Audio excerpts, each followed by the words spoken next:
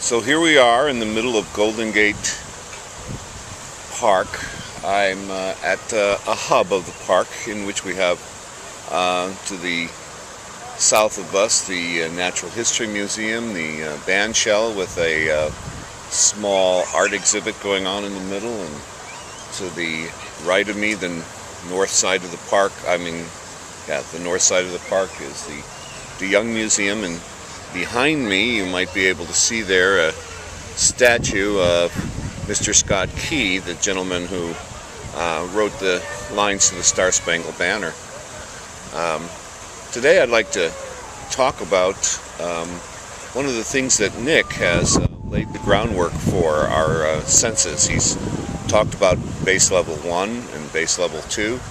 I think he's done a really good job of sort of sweeping away the mud that happens and creating a very simple point of view about the fact that up here is just what he calls meat and potatoes.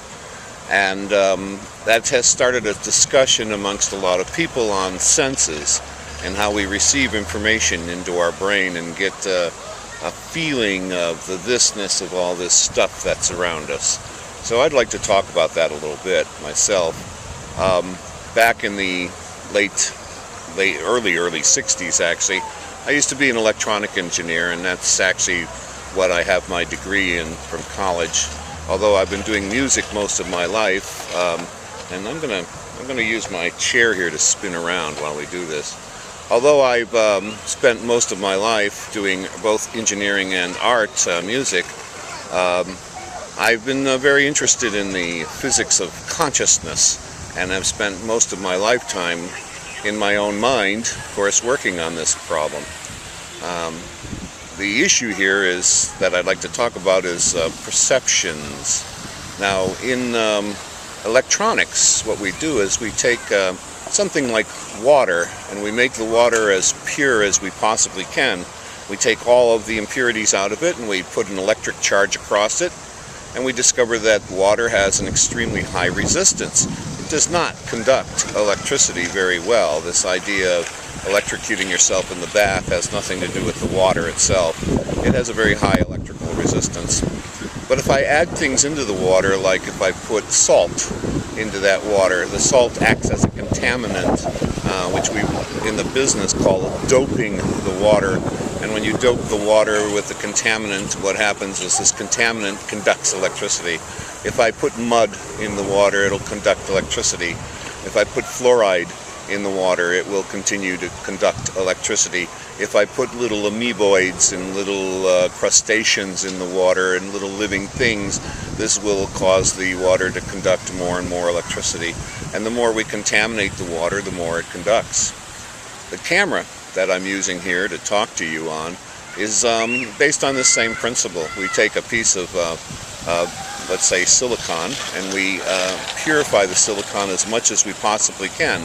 And as we purify that silicon, we put a charge across it, and we find out that it has an enormously high electrical resistance. It will not conduct electricity. But then if we take something like arsenic, for instance, and we coat it with arsenic and put it in an oven and cook it, the impurities go right into the silicon, and what happens is it then conducts electricity. It will charge will happen across its surface. If we use other types of doping materials or impurities, various types of materials will cause different kinds of electrical charges to happen to these materials. And in the case of something like cadmium, if we put doping material in pure cadmium, we find that if we strike the surface of that thing with light, the photons cause electrons to be released, and we get photovoltaic instruments. If we take two pieces of metal and separate them by a thin film of rubber, for instance, and put a charge across them, we develop what's called a capacitance charge.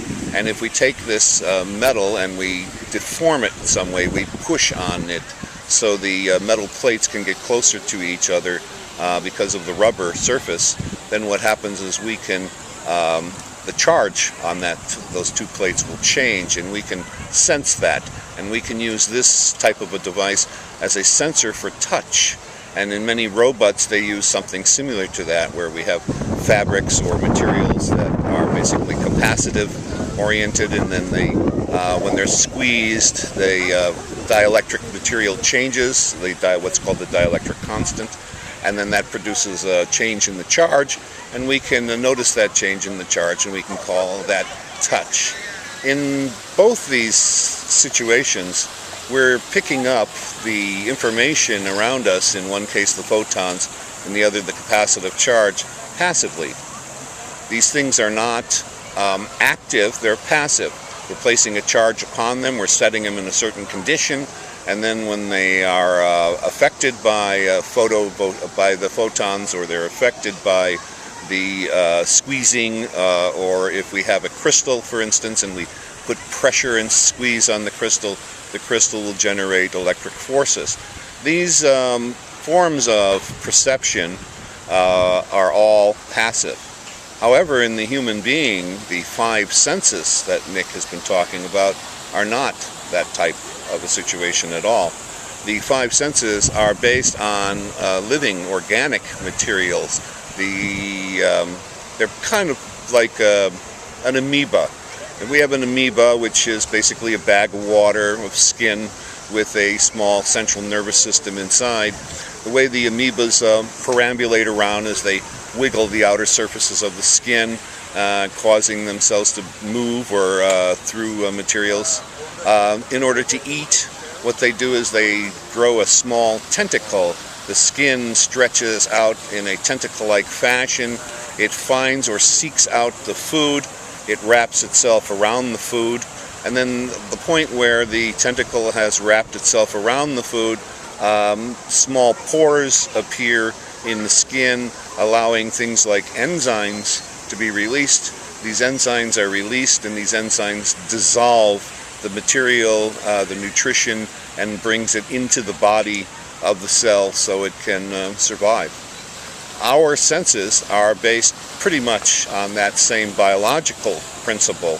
They are not passive senses, but they are active senses. They work very much on survival, and they work very much like the amoeba. Our vision, for instance. Our vision does not sit back like this camera, receiving photons, causing charge changes to move information into some area where it can then be processed by what Nick calls the base code, or the machine code. What happens in the case of the eyes is we grow cones and we grow rods, and these cones and rods, like the amoeba, are small tentacles that come out of the eyeball and go out to seek the photons. The cones and the rods actually have 2 specifically different functions. One likes to deal with very high levels of photonic activity and reaches out and grabs those and pulls that information into the brain. The other, I'm not sure whether it's the cones or the rods, but the other likes to work in low light levels. It's one of the reasons why when we enter a room and the lights are turned off, it takes time for our eyes to adjust to the darkness, because we have to grow the rods, which then extend out to grab the little bits of weak photons so we can see. And then when we turn the lights back on, those have to move back, they shrink, and the others, the rods or cones, grow forward in order to reach out to grab the photons and bring them in. So the process of seeing for human beings is based on an organic design, organic engineering, and this organic engineering's first primary operating code, or what we might call kernel, is based on survival. And this survival causes it to reach out in an active way to grab photons, to pull them in, so the meat and potatoes up here can operate, use its operating code to operate on it. These functions being active are quite different, because of passive systems do not require this activity. They create certain differences. For instance, on this camera, if I were to have a wall in which I painted perfectly yellow, and put a small green dot on that wall and face this camera at that wall, this camera would look at that dot and see it all day long. However, motor senses work completely different. If I look at a yellow wall with a green dot on it and stare at the green dot, the longer I stare at the green dot, the more likely it is to disappear. And eventually the green dot will disappear from my visual sight altogether. There'll be no machine code input, even though the dot is still there. If I were to blink or turn my head away and look back, the dot will reappear as if by magic. And if I continue to stare at it, it will then disappear again. This will continue to happen as long as I keep staring at it blankly. If there is nothing that is moving, there's no motion, there's no differences for the senses, these active senses to sense, then the information stops coming in through the circuitry and the machine code receives absolutely nothing. This is also true for touch. In the touch, we have small nerve endings which actually grow across and away from the surface of the body. They reach out to grab the touch information, the heat, the thermal energy, and they grab this thermal energy and they pull it back into the system.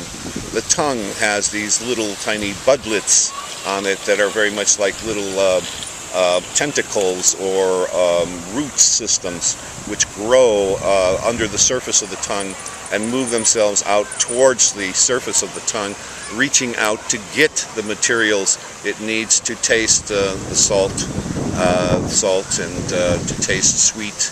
And I think there's several senses in different locations along the tongue. Sweet is in one location on the tongue, sour is in another location of the tongue, bitter is on another location of the tongue, etc., etc. So the Japanese say oma, omi, or oma, a fifth sense of flavor is a combination of all of them. This is one of the reasons why when we use salt in food, the salt enhances the flavor of the things because it increases the electrical conductivity of these pathways along the tongue, allowing these little receptors to grab more information. In the case of hearing, the cochlea looks kind of like a seashell, and in that seashell are millions of small fibers that are different lengths, starting from the center of the seashell, very, very short, and as the seashell conically unfolds, these fibers get longer and longer and longer, and they are sitting in a fluid. When the eardrum receives sonic, or what we call a phonemic energy, in this case sound waves, strike the eardrum, it moves the three little bones, which then move the membrane and the fluid. Fluid does not like to be compressed. Fluid transfers any compression instantly throughout the system, which is how hydraulic systems work, and it begins to vibrate these little fibers.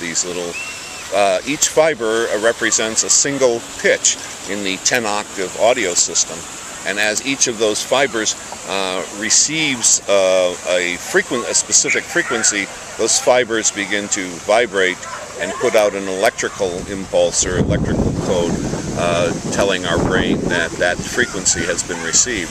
Of course, this is done in a rather complicated way where there are many fibers that are sensing analyzing the sound that is coming in all at once.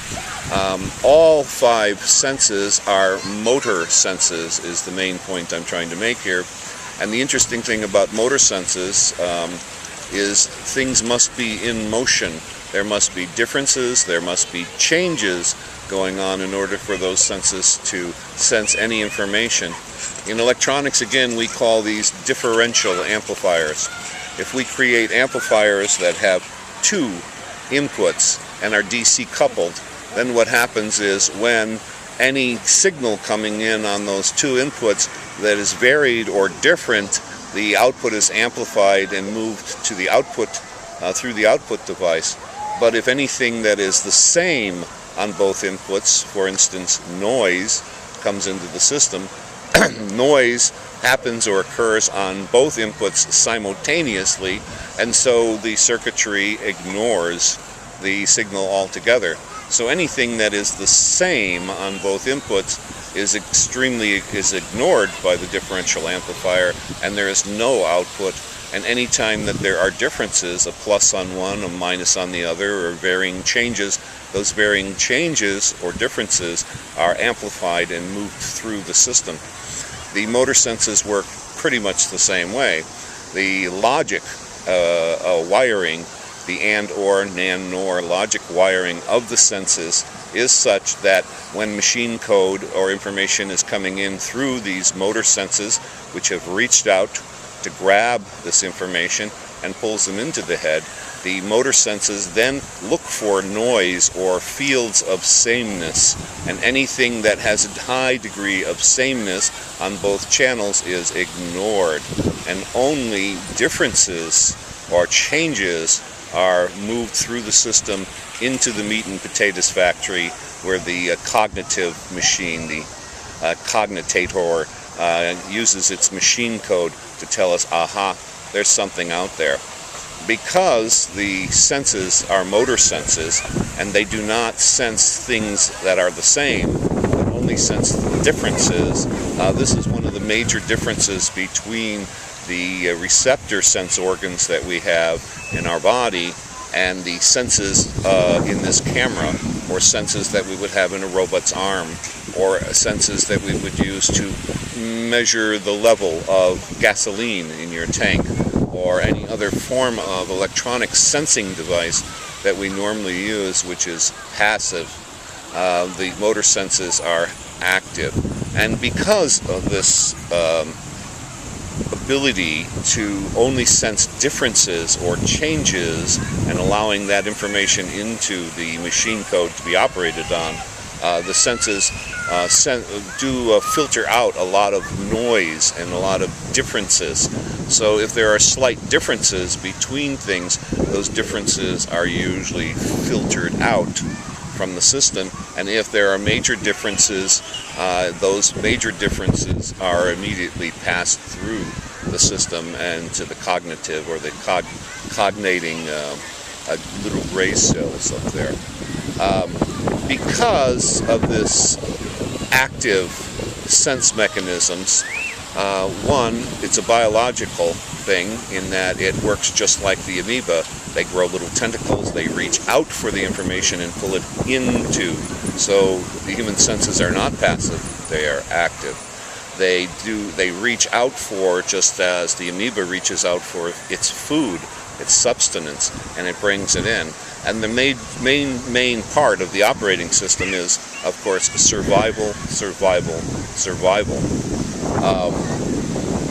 The senses also are easily fooled because they require differences, because they require, usually in some cases for sight, for instance, they have to actually grow.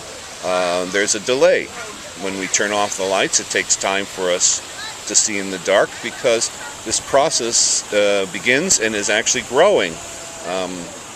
There's an old technique where pirates who used to have to go from the top of the ship down into the bow of the ship and back up again had problems with their vision constantly changing and then trying to adapt to the light. So pirates with perfectly good eyes used to wear a patch over one eye. The main reason for the patch wasn't to cover up an ugly eye, as we see romantically done in movies, but the main reason for the pirate's patch was so that one eye could spend its time in the dark growing the receptors that were necessary to sense low light levels.